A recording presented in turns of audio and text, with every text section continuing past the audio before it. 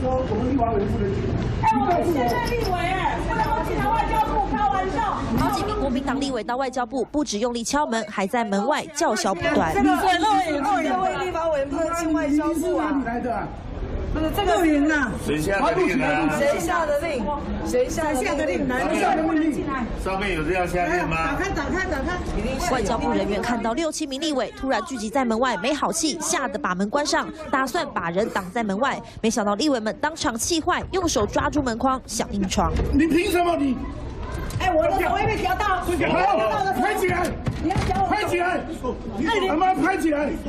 我跟你讲，你的手不要夹到了。你很冒失你。警卫们把门完全关起来，但立委诸公不死心，双方冲突一触即发。手受伤你负责。非常冒失。手受伤，夹到了，夹到手。你们太过分了吧！不要。有人的手当场被夹到，痛到哇哇大叫。但仔细看，被门夹到的手是立委陈玉珍。当时他已经伸出来，但又不知道是谁把他的手塞进去门缝。最后，他和林奕华2个人都被夹伤送医。陈玉珍躺在病床上，气若游丝，和来探望的韩国瑜说话。外交部人影响到啊！赶快门打开！国民党立委想突袭外交部，被阻挡还硬闯，到底是谁？贻笑大方。